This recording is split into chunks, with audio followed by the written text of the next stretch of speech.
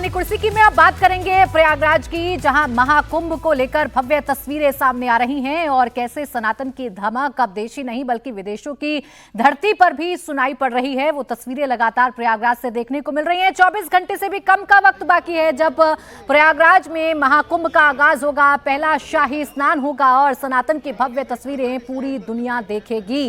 लेकिन फिलहाल प्रयागराज में क्या तैयारी है और प्रयागराज में कैसे विदेशी मेहमान भी सनातनी परंपराओं में पूरी तरीके से डूबे हुए नजर आ रहे हैं, वो तस्वीरें इस वक्त आपके टेलीविजन स्क्रीन पर हैं। एप्पल के को-फाउंडर स्टीव जॉब्स, उनकी पत्नी लॉरेन पावेल कल्पवास करेंगी। 10 दिन तक उनका ये कल्पवास रहेगा। श्री निरंजनी अखाड़ा के आचार्य महामंडलेश्वर स्वामी कैलाशानंद गिरी के शिविर में रुकेंगी। उनका नाम उनके गुरु ने कमला रखा है। 10 दिन तक वो कल्पवास करेंगी। कल शाही स्नान के साथ ही गंगा में डुबकी लगाने के साथ उनका ये जो कल्पवास है वो शुरू हो जाएगा।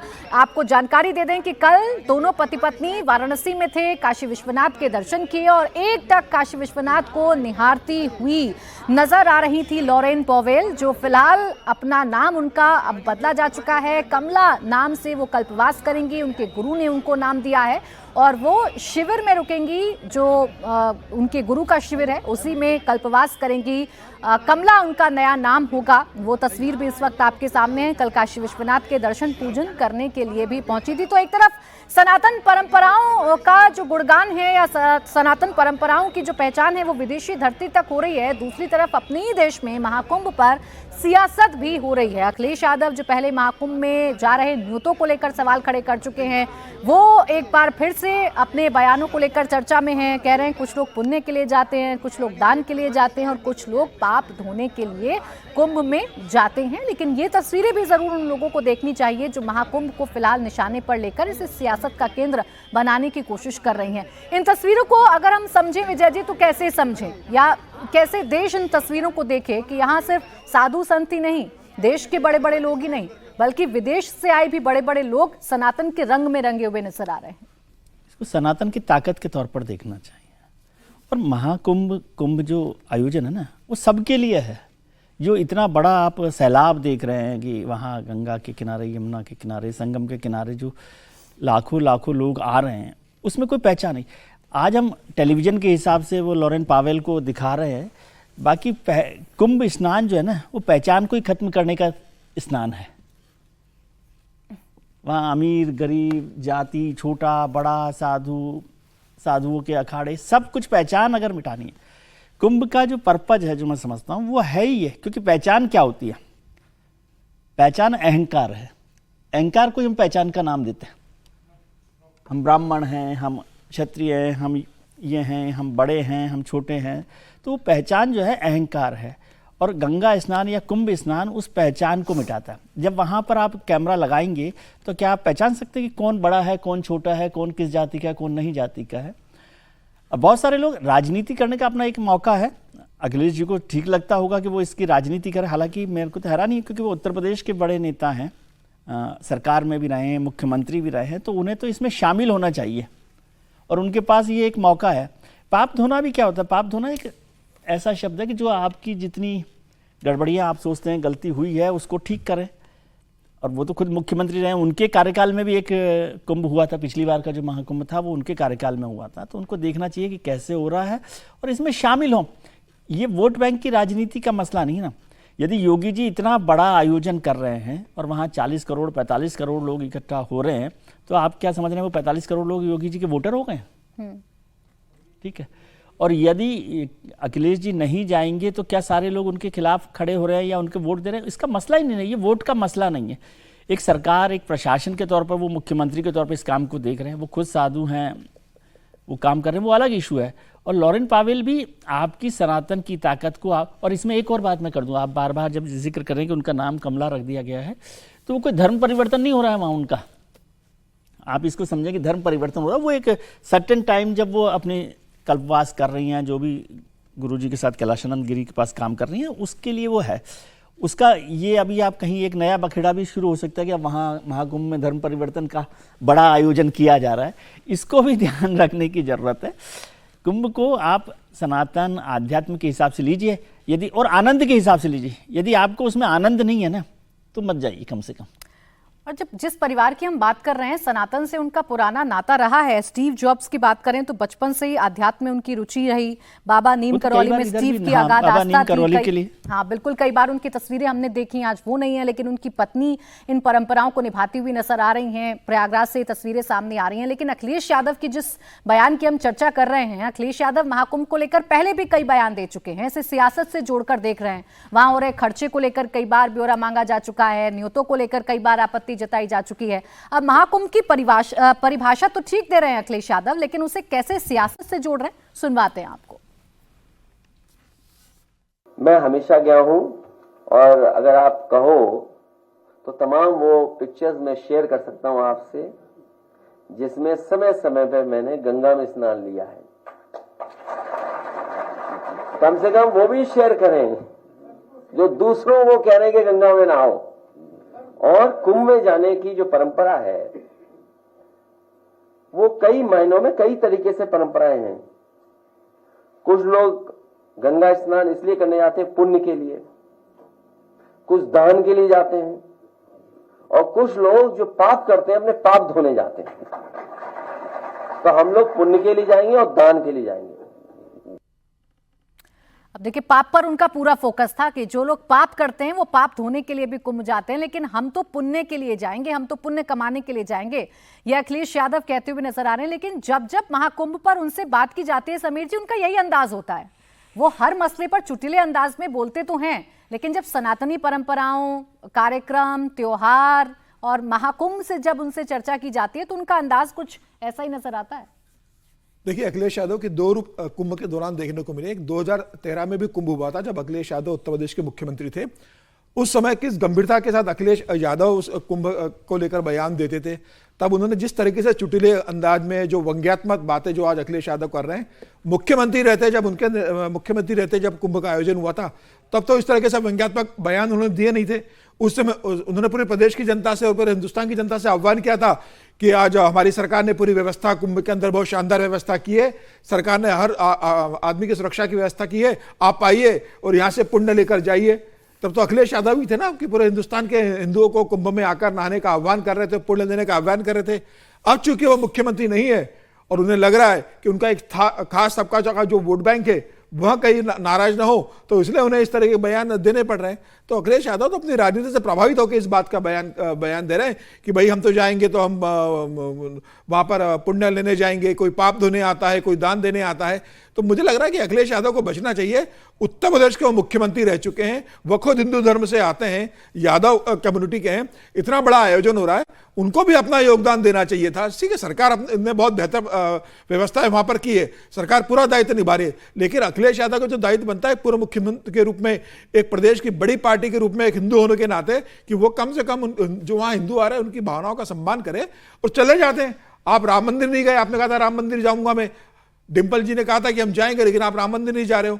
और राम मंदिर तो कम से कम कुंभ में तो चले जाइए। आप जो भी मान के जाना चाहते हो, आप बोलिए कि भाई मैं पुण्य लेने आया था, मैं दान देने आया था, या अपने पिता के जो कारनामे रहे हैं जिस समय की, जिस तरह से उन्होंने कार से होकर जो गोलियां चलाई थी, कहो उसका प्रायश्चित करने में आज कुंभ में नहाने आ जाऊं।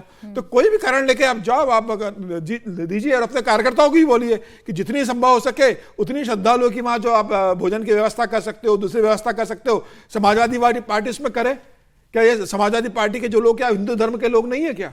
जा रहे होंगे आज वहां पर। लेकिन अखिलेश यादव को एक्चुअली पूरी राजनीति वोट बैंक की है, और अभी तो उनको अभी मिल्कीपुर का चुनाव लड़ना है। 2027 के लिए बहुत ज्यादा समय नहीं है, 25 महीने बचे हैं, उसके बाद उत्तर प्रदेश का विधानसभा चुनाव है।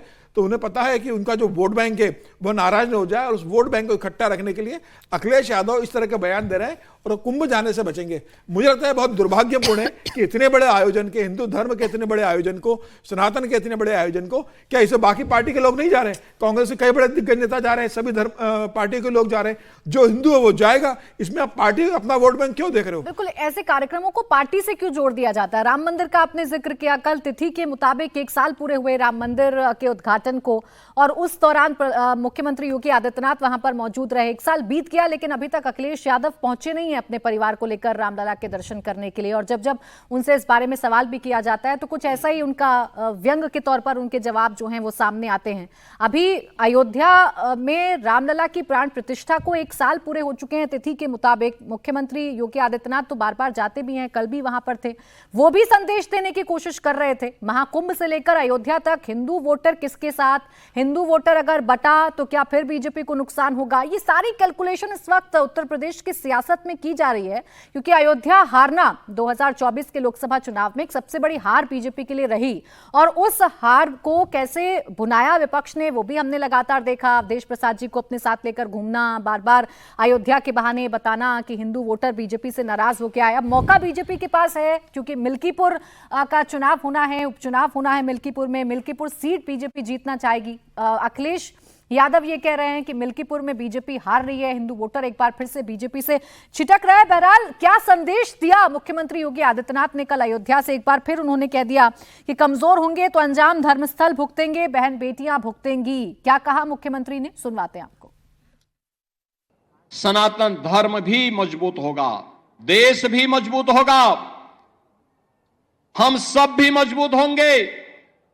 लेकिन अगर हमारा देश कहीं किन्हीं कारणों से आपस में ही विभाजित होकर के कमजोर होगा, जातीयता की खाइयां चौड़ी होंगी, क्षेत्र और भाषाई आधार पर हम विभाजित होंगे, तो इसका खामियाजा सबसे पहले हमारे पूज्य धर्मस्थलों को ही भुगतना पड़ेगा, बहन और बेटियों को ही भुगतना पड़ेगा। उस प्रकार की स्थिति हम सबके सामने दोबारा न होने पाए। प्रधानमंत्री मोदी जी ने प्राण प्रतिष्ठा समारोह के दिन, आज के ठीक 1 वर्ष पहले, देशवासियों से यही आह्वान किया था कि राम तो हमारे लिए राष्ट्र के प्रतीक हैं, राम है तो राष्ट्र है, और राष्ट्र है तो राम है। दोनों को अलग करके नहीं देखा जा सकता है, दोनों एक दूसरे के पूरक हैं। उत्तर से दक्षिण तक, पूरब से पश्चिम तक, इन्हीं आराध्य देवों के कारण आज वर्तमान भारत है। और इस नए भारत को आज जिस दिशा में प्रधानमंत्री मोदी जी के नेतृत्व में आज आगे बढ़ाया जा रहा है, इसके लिए हम सबकी जिम्मेदारी बनती है कि हम सब उस अभियान का हिस्सा बने। मिल्कीपुर की पूरी तैयारी है। अयोध्या का चुनाव भारतीय जनता पार्टी फिर एक बार हारेगी। इसलिए हारेगी, कई अखबार, टीवी चैनल यही कह रहे हैं कि समीकरण तो समाजवादी पार्टी के पक्ष में ही है। जब टीवी चैनल, अखबार बोलने लगे, मैं आपसे भी कहूंगा कि ऐसा मत न्यूज चलाइए, इसलिए न्यूज मत चलाइए क्योंकि बीजेपी पुलिस लगा देगी। मेरी आपसे हाथ जोड़ के निवेदन है कि 7 चुनाव तो लूटे उन्होंने, इसीलिए सुप्रीम कोर्ट में भी बात चली गई है। तो अखिलेश यादव का कॉन्फिडेंस इस वजह से हाई है क्योंकि अयोध्या में हराया भारतीय जनता पार्टी को अखिलेश यादव ने, इसलिए कह रहे हैं मिल्कीपुर में भी बीजेपी हार रही है। वो हिंदू वोटर जो छिटका था या राम के नाम पर जो वोट बीजेपी को नहीं मिल पाए थे 2024 के लोकसभा चुनाव में, क्या मिल्कीपुर में अवधेश जी वो कसर पूरी हो पाएगी? क्या वो वापसी अपनी लाइन लेंथ पर, विचारधारा पर कर चुकी है बीजेपी? देखिए अखिलेश जी विपक्ष के वहां नेता हैं, तो उनको राजनीतिक बयान से तो मुझे कोई समस्या नहीं है। मैं उसका एनालिसिस कर सकता हूं कि क्या गलत बोल रहे हैं, लेकिन योगी जी पर कटाक्ष करना, बोलना, भारतीय जनता पार्टी की आलोचना करना, यहां तक कुछ भी अस्वाभाविक नहीं है। लेकिन अब कॉन्फिडेंस है या डोला हुआ है तो देखना पड़ेगा, क्योंकि उपचुनाव में जो दशा हुई है समाजवादी पार्टी की, उसके बाद भी अगर कॉन्फिडेंस उनका है तो इसको तो ओवर कॉन्फिडेंस ही मैं कहूंगा, अति आत्मविश्वास अगर है तब। मुझे नहीं लगता है, क्योंकि 2024 का जो लोकसभा चुनाव परिणाम था, उस परिणाम के कारक और उस परिणाम के जो कारण थे वो परिणाम के साथ ही बदलने लगे थे। देश का वातावरण उन्होंने लगा था कि अयोध्या में क्या हो गया हम लोगों को, और उसके बाद जिस ढंग से उन्होंने अवधेश प्रसाद को अयोध्या का राजा कहा, पार्लियामेंट में आगे बैठाया, बार बार उनको मुस्लिम सम्मेलनों में भेजा और पता नहीं उनका निर्देश या किसका निर्देश है, सांसद होते हुए जिस अयोध्या में राम जन्मभूमि को देखने, राम मंदिर, रामलला का दर्शन करने एक साल में 14 करोड़ लोग आ गए, वहां की व्यवस्था के रूप में भी देखने नहीं गए, मंदिरों मस्जिदों मदरसों में जा रहे हैं, तस्वीरें आ रही हैं, उसके बाद अगर मिल्कीपुर का चुनाव, और भी आप रामलला की प्राण प्रतिष्ठा का 1 वर्ष पर योगी आदित्यनाथ जी का आह्वान, महाकुंभ में जो आप दे रहे हैं सारे दृश्य, महाकुंभ को लेकर जो समाजवादी पार्टी का अभी तक रुख है, और स्वयं अयोध्या और राम मंदिर, श्री राम मंदिर को लेकर जो अखिलेश यादव और उस परिवार का है, उसके बाद अगर जीतेंगे तब तो फिर हम लोगों को लगेगा कि भाई तो दुनिया का पता नहीं कितना आश्चर्य हो जाएगा, वातावरण बदल चुका है। इसी के रिएक्शन में लोगों ने प्रतिक्रिया दी कि हमारे जले पर नमक छिड़क रहे हैं। हरियाणा और महाराष्ट्र का चुनाव आया, झारखंड के भी कारण थे। हाँ। लेकिन इस समय जो आप बता रही हैं, मैं 1-2 बातें उससे संदर्भ में भी बोलूंगा। देखिए, भारत इस समय दुनिया में हिंदुओं के प्रति, हिंदुत्व के प्रति जो आकर्षण है वो इसलिए नहीं कि हम धर्म परिवर्तन करते हैं। हिंदुत्व का अर्थ, और जब हम हिंदू राष्ट्र की बात करते हैं, वो स्टीव जॉब की जो उनकी पत्नी के बारे में हम चर्चा कर रहे हैं, वो केवल एक जीवन दर्शन है, जिस जीवन दर्शन के अनुरूप लोग अपना जीवन जिए, कि हमारा एक दूसरे के प्रति कर्तव्य क्या है, स्त्रियों के प्रति कर्तव्य क्या है, अपने पितरों पूर्वजों के प्रति कर्तव्य क्या है, हमारी धरती के प्रति कर्तव्य क्या है, जितनी व्यापकता से है वो चीजें आकर्षित कर रही है। कल्पवास जो है, इसके जो नियम कितने कठोर हैं, और उसके लिए कोई तैयार हुआ, उसको जमीन पर सोना है, उस बीच में अग्नि का प्रयोग नहीं करना है, ध्यान रखिए, जारे में 3 बार स्नान करना है, उसके बाद 1 बार भोजन करना है, अपने पिंडदान भी करना है। पितरों का तो जाहिर है कोई उसको समझ में आया होगा कि पिंडदान से ही मुक्ति मिलती है, क्योंकि वेस्ट में इस समय माना यह जा रहा है, शायद टीवी पर लोग नहीं विश्वास करेंगे, कि केवल भारत में पैदा हो गए, वहां जो श्राद्ध होगा उसी क्रिया से आपकी मुक्ति होगी। खूब चल रहा है चारों तरफ। तो वो इस समय हमारे ही देश के लोगों को पता नहीं है। तो हमारे देश के जो कैलाशानंद बाकी गुरु हैं, जो इस समय दुनिया में गए हैं, लंबे समय से योग कराया है, बताया है, उसके प्रभाव अलग अलग तरीके से हो रहे हैं। तो हमारे यहां धर्म परिवर्तन का कोई प्रावधान है। महाकुंभ इस समय संपूर्ण विश्व को, ये पहली बार, ऐसे पहले भी आते रहे, संपूर्ण विश्व को उस भारतीय दर्शन अध्यात्म से परिचित तो कराने, लेकिन उनको बदलने का एक बड़ा आधार बना है। उस रूप में जब सरकार इसको समझने वाली होती है जी, जब योगी आदित्यनाथ जी योगी होते हैं, स्वयं जानते हैं कि इसका मतलब है, तब उस रूप में चीजें लेकिन विपक्ष तो उस पर जरूर कटाक्ष कर ही रहा है। अखिलेश यादव इसके बहाने जरूर अपने वोट बैंक को संदेश देने में कामयाब हो पाएंगे। कल से भव्य तस्वीरें आनी शुरू हो जाएंगी, लगातार इंडिया टीवी पर भी आप ये कवरेज देखते रहेंगे। नहीं हो सकती, बिल्कुल।